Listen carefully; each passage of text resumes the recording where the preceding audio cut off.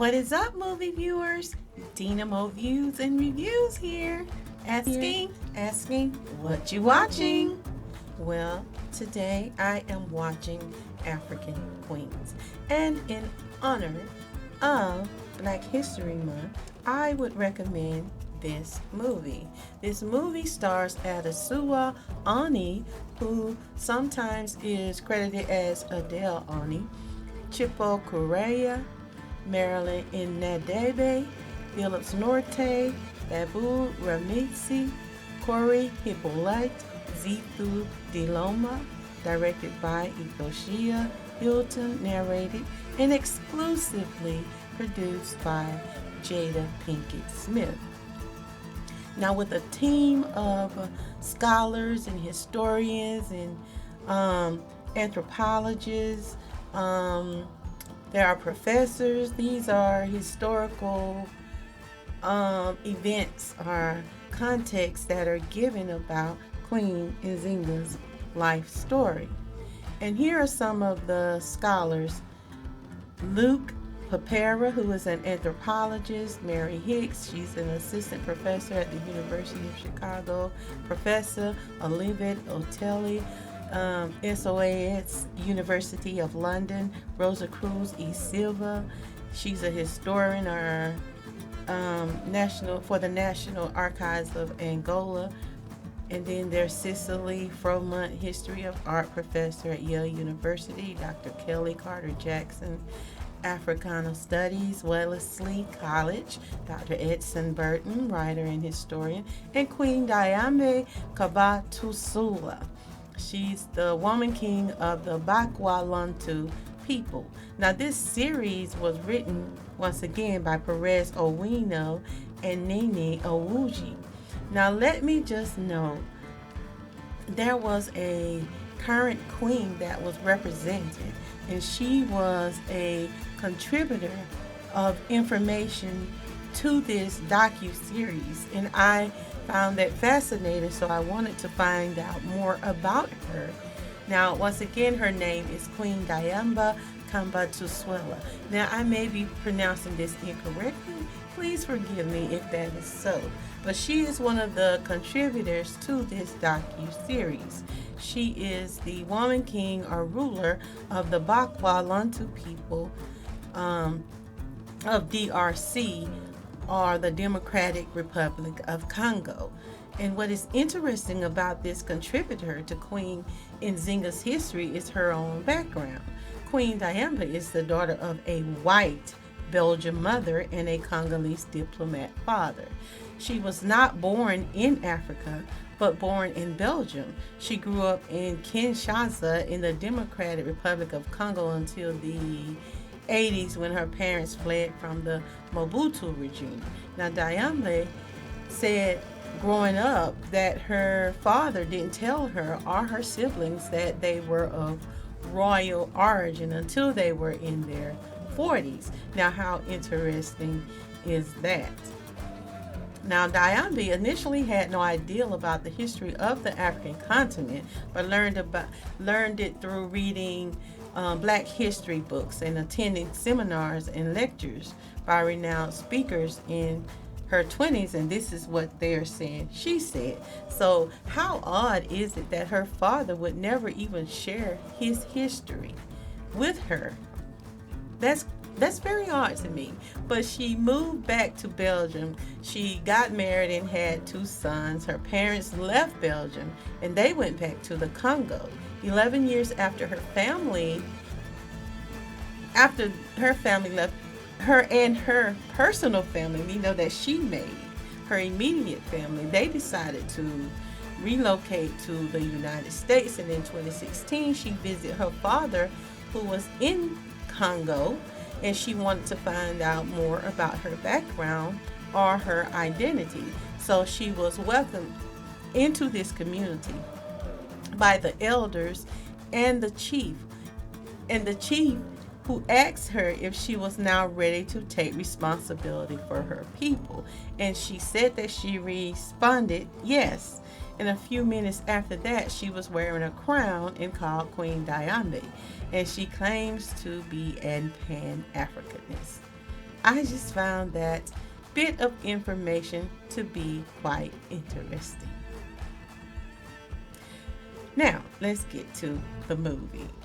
Um, African Queen Nzinga is to be a part of a multi-season docu-series, with each season taking a look at a different female ruler in Africa. The first 4 episodes or season examines Njinga. Season 2 is expected to feature Cleopatra. Not certain who the other 2 African queens will be, so stay tuned. The film contains a mixture of interviews and reenactments. This is called a docu-series, and it allows a glimpse into Queen Nzinga's life and history. So the documentary and movie switches back and forth throughout and betwixt the 2 interviews with individuals throughout the entire series. Gotta say that the movie was suggested to me by my daughter, and I read that Jada Pinkett-Smith was quoted as saying she really wanted to represent black women, that we don't often get to see or hear stories about black queens, and that was really important for herself as well as for her daughter, and just for her community to be able to know those stories, because there are tons of them. But I too enjoy learning about these phenomenal women. Now, as I was watching the movie, I was confused just a bit at first because of how the name was being pronounced. I'm used to hearing it pronounced Nzinga, and in this movie they were saying Njinga. So it kind of threw me off at first. But later I understood that she was known by many names that were pronounced differently based on the pronouncer and perhaps the articulatory phonetics of the speaker and or even the culture. She is known as Nzinga, Zinga, Njinga, Jinga, Dona Ana da Souza, Nzinga Mbande. Either way is acceptable, I would say. But Nzinga's father, Angola Kalambo Kia Kasinde, was the king of Ndongo, which is one half of Angola's divided nation. Nzinga was born into the royal family of Ndongo in central West Africa around 1583, and she was the daughter of Angola, or King Colombo of Ndongo, and his wife Kingela Nakambe. Oddly enough, her mother was never shown in this movie a lot. She was not really even well represented. And this is perhaps because she is said to be one of many slave wives of Nzinga's father, and that it was customary for the king to have many concubines. I found that to be quite interesting. I know some of you guys think that's how you should operate today. And that's quite a thought-provoking subject for a whole nother day. But anyway, Nzinga Mbande of the Ambundu kingdoms of Ndongo and Matamba is located in what is northern Angola today. She was known as one of the most famous African women to resist European colonization in Southwest Africa. Nzinga was clearly favored by her father, King Colombo. However, because she was a woman, a girl, she would not have even been considered as one of the king's potential heirs to the throne. In fact, he had a lot of different sons by several of his slave wives, and she also had 2 sisters. Nevertheless, one of her brothers, Mbande, viewed her son, Nzinga's baby boy, her offspring, as a threat to him, claiming the throne. But I will get into that shortly. The movie opens and she is being trained under the watchful eyes of her father. At that time, the Portuguese had already been in Ghana for 50 years, and their objective is to force Christianity on the people on the black continent and steal their black bodies to go build up their land. We know that history. They wanted them to work their fields build their land up. And in a nutshell, they want slaves, and they want lots of slaves. They want black human beings to perform free labor and build their society, to rear their children. They want to subjugate, rape, and torture them to no end, and that is exactly what they've done. We know this. But most of all, to do for them what they could not do for themselves. And is exactly why, again, reparations are owed and due for the wicked savagery, torture, and complete inhumane treatment of these black Africans they stole from their native land by the thousands. And that is true up to this very day, especially here in America. That subject is not taboo for me. There is absolutely no way of getting around it. Reparations and restitutions are still owed here in America and in other places. Now, the Portuguese, Great Britain, and the Catholic Church, among others, still owe the descendants of these black slaves till this very day.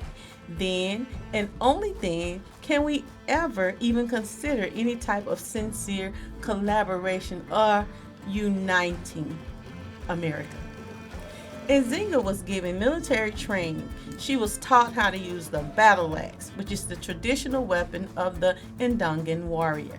And her father, King Kalambo, even allowed Nzinga to attend legal councils alongside him, including rituals and meetings with councils of war. This was very unusual for a female. At that time, even though she was a princess, it was still very much a male-dominated society.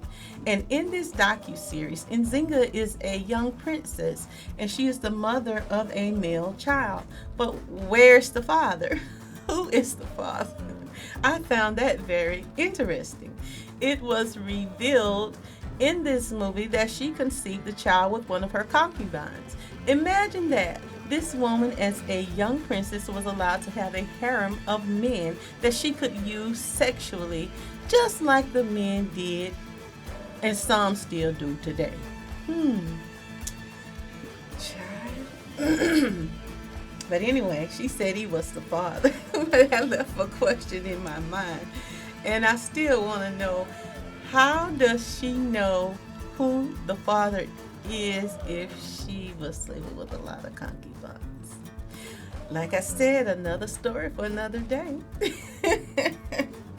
But the Portuguese, the missionaries, had identified Angola as a prime target for the black human slave trade. Even Nzinga's father, King Kalambo, at first worked with the Portuguese to arrange slave trade on the condition that they spare his own people. There was a group that rebelled against the king, and they did not want him to be the king. They wanted to rule themselves. There's always a rebellion. So the king had people that had managed to infiltrate his warriors. So when King Kalambo went on a mission to speak with some of the people and show them that he is still king and in charge, there was one of those people that were considered to be one of his warriors that were there to protect him, that managed to trick him and separate him from the rest of his warriors, and he killed him. So he was one of his own people that he thought he could trust. And that's usually how it goes. It usually comes from the inside. But his son, Mbande, wanted to be king. He was ready. He was thrilled about the opportunity to be king.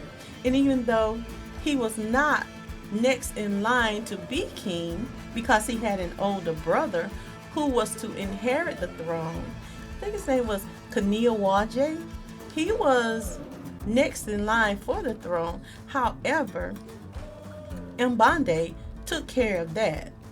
He had them dispatched. He had them slaughtered. He even killed Nzinga's very young infant, his own nephew. This was to secure his place on the throne. He didn't want anybody trying to intercept his attempt to be king. Mbande was making sure that he would take his father's place and not have any competition. Any of his blood brothers or nephews compete with him for it. And at that time, women were not even an option for leadership. So upon knowledge of his father, the king's death, he had all of his brothers as well as his newborn nephew, child of Nzinga, murdered. And Nzinga was devastated by the loss.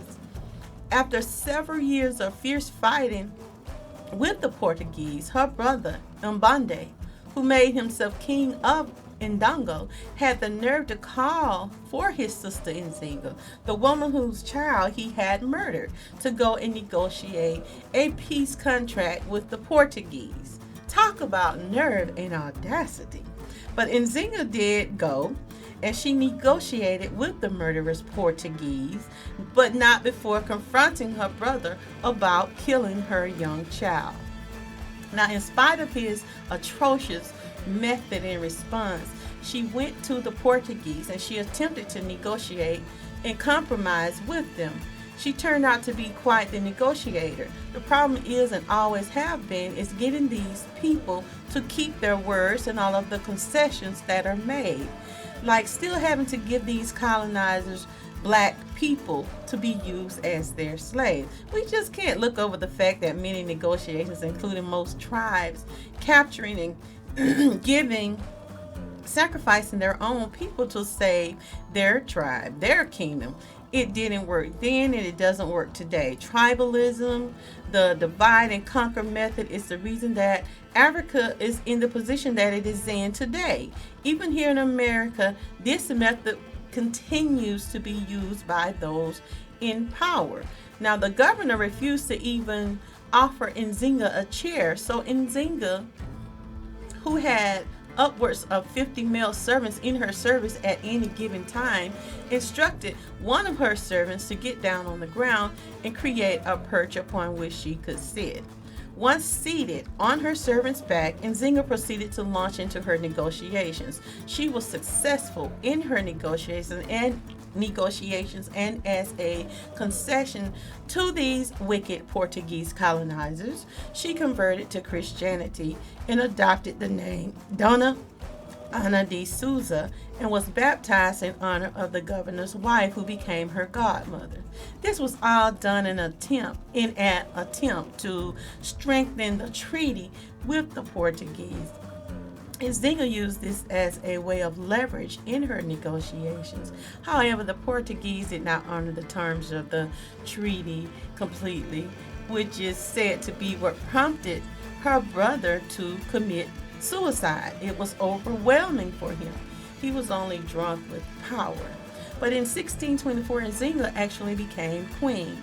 Though not without a fight, she had plenty of political rivals who were against the idea of a female monarch, and not to mention the circumstances of her brother's questionable suicide by poisoning and the murder of his young son, Kaza, that was to inherit the throne.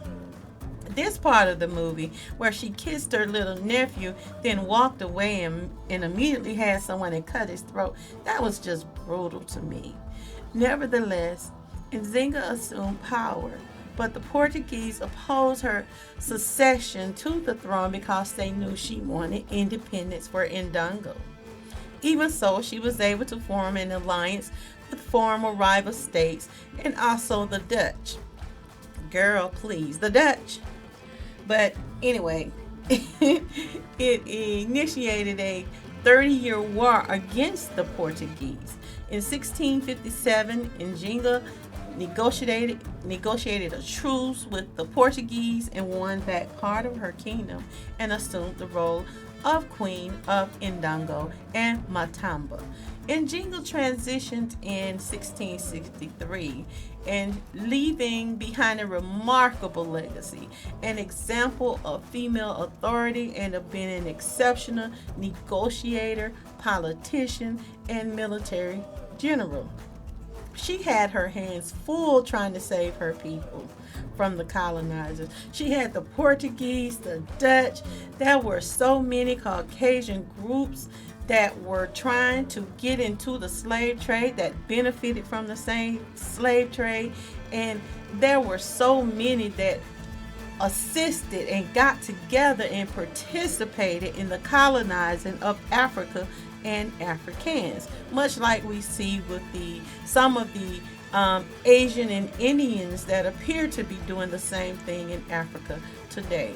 The movie kind of differs from some of what I have read about Nzinga's history. So some literature stated that the Portuguese saw no reason to continue to honor their agreement with their kingdom upon the king Nzinga's father's death, and they proceeded to throw Mbande in prison and took control of his kingdom, which resulted in Nzinga's fighting to take it back from the colonizers. Using her outstanding negotiating skills, she was willing to fight to win her kingdom back by any means necessary.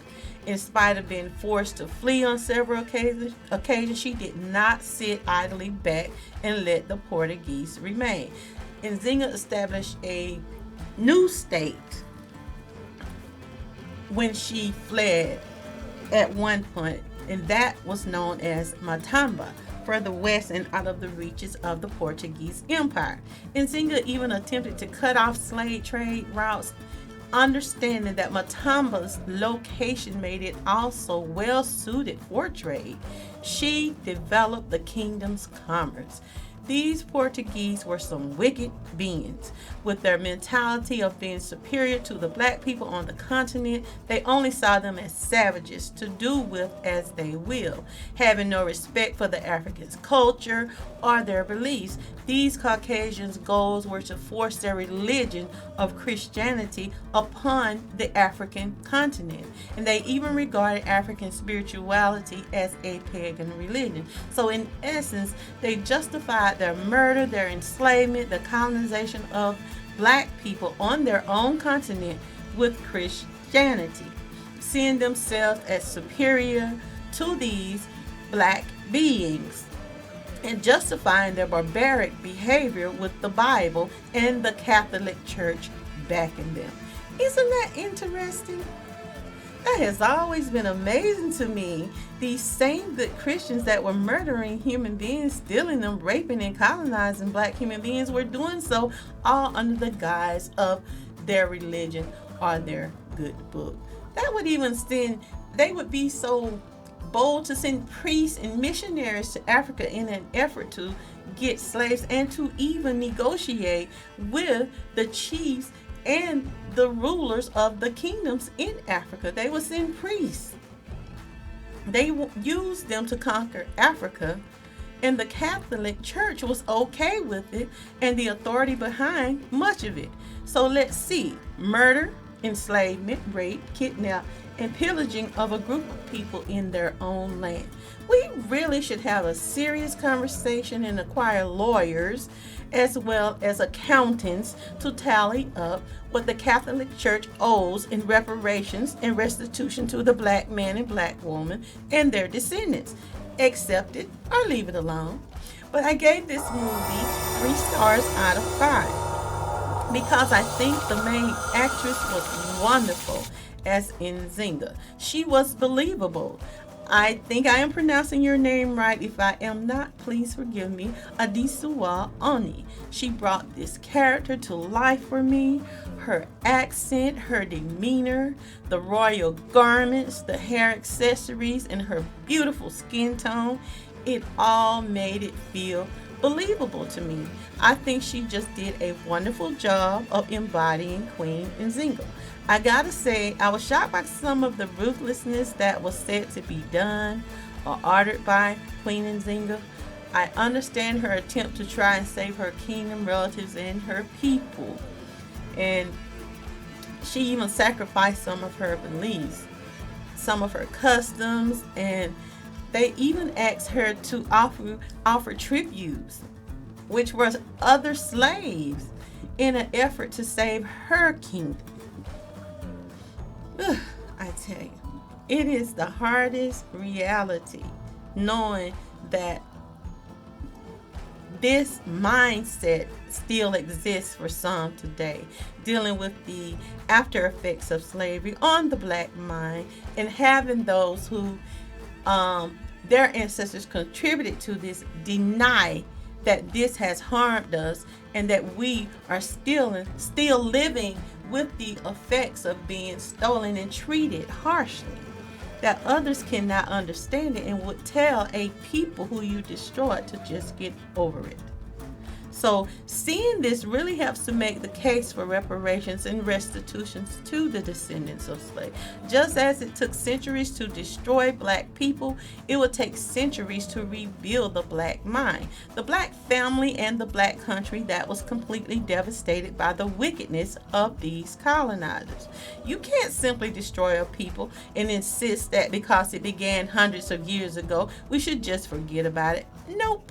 Slavery decimated an entire continent, and I am not apologizing or hesitating to speak on the issue of reparations owed and due to my people, the black descendants of slaves, specifically here in America, because I am here in America, but that does not include that release them from paying what is owed to black people that were affected elsewhere. Now, reparations should include cash and resources, restitution exclusively to black people with no other group attaching themselves to our struggle, especially here in America. And we cannot leave out the Catholic Church's role in black slavery and the transatlantic slave trade, along with the Portuguese, the Dutch, Great Britain, America. Oh my goodness, I could go on and on. All who aided, benefited, and were involved in African subjugation and annihilation should be held accountable. Slavery not only decimated Africa, but it left its toll on the black man and the black woman's mind. And now there has to be compensation, restitution included in these reparations. No matter how we choose to deny it, anti-black racism still exists today, and we are owed reparations. And why should black people be the ones born running from extinction? Slavery decimated a continent and a people's mind, body, and soul. So we remember our ancestor, Queen Njinga, this Black History Month and every day. A queen that fearlessly defended her people against European power. Of course, it wouldn't be until 1975 that the entirety of Angola achieved its independence. I still want to give her an ashe, ashe, ashe. Much of Queen Nzinga's history is pondered, affirmed, or even disputed. But kudos to Mrs. Jada Pinkett-Smith for bringing this larger-than-life ancestor to the screen and to the forefront. Now, African Queens is rated TV 14. And if you would like to check out African Queens, you most certainly can, because it is currently streaming on Netflix. Be sure to subscribe and leave me a comment on your thoughts on this movie. This has been Dena Mo Views and Reviews. Like, share, and subscribe. And join me for my next review and our recommendation. And I want you to remember, it's my view. Now, what you watching?